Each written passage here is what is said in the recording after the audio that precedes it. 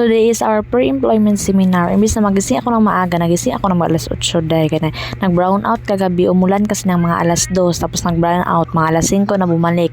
Ayawan ako kapaypay kay Justin kasi umiiyak talaga kapag hindi ko pinapaypayan. Kaya ayan, naboraw si Mami New Gigi. Kaya naman, dali na ako nagluto ng gulay para may pang-ulam sila pagising nila. Pagkatapos ko magluto ng gulay, dali na ako nagligo at saka nagbihis at saka lumipad na kaagad dito. Kasi pagdating namin dito, ito nga nag-start na sila ang first speaker namin. So dinidiscuss nga ni ma'am yung about sa mga ethical consideration about sa work. Yun yung topic ni ma'am. Next naman ay second speaker na tayo. Yung topic naman ni sir is about sa mga right ng mga employee, about sa mga benefits, pag-ibig is PhilHealth at saka minimum wage at saka kung ilang oras ba dapat magtatrabaho kapag ka-wage employment ka. Talaga namang solid at magagamit talaga namin ito kapag mag-a-apply na kami ng trabaho or meron na kaming trabaho. Pagkatapos ka ng pangalawang speaker, nag-lunch muna kami kasi nga mag-aalas 12 na ito.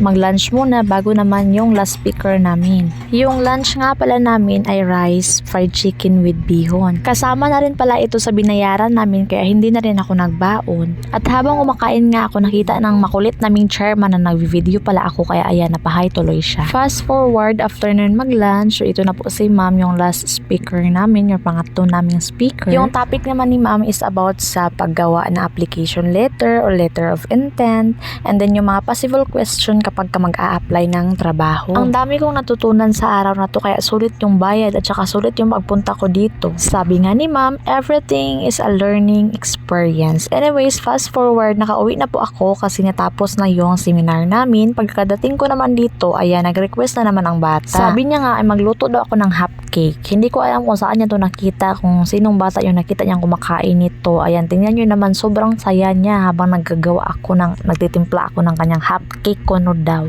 Madali lang naman ito lutuin, wala nga kaming evap, kaya yung nilagay ko na lang is yung powdered milk ni Justin.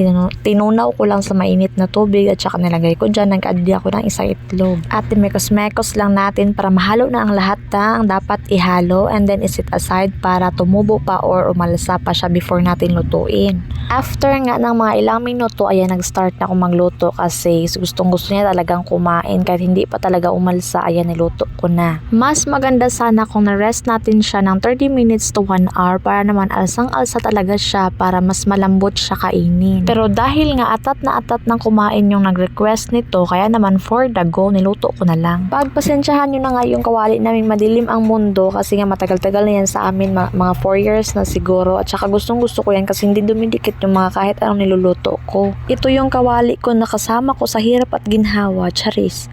Noon nga ay nagtatrabaho ako sa Novo for 6 months and dinatanggal ako kasi hindi naman pwedeng maging regular yung estudyante. Nag-aaral kasi ako noon, first year college ako kasagsagan noon ng COVID-19. Yun din yung panahon na nabuntis ako kay Justin, so wala na akong trabaho noon. Sabi ng supervisor namin, dapat daw hindi ako matulog-tulog lang sa kuan, sa balay, no? Kailangan may trabaho ako para daw ma-exercise. So sabi niya sa akin, magbinta daw ako ng merienda sa kanila. So yung binibinta ko is yung hot cake, lumpia, saging pinaypay or kumbo. Yun yung mga binibenta ko. At yung kawaling yun, yung kasama ko kasi yun yung nag-iisang kawali yung gamit ko sa mga niluluto ko. Lahat ng mga niluluto ko, isang kawali lang yung gamit ko. At hanggang ngayon, nag-graduating student na ako, o diba, kasama ko pa rin siya, walang iwanan, char. Anyways, yun lang muna for today's video. Salamat sa paglantaw. God bless.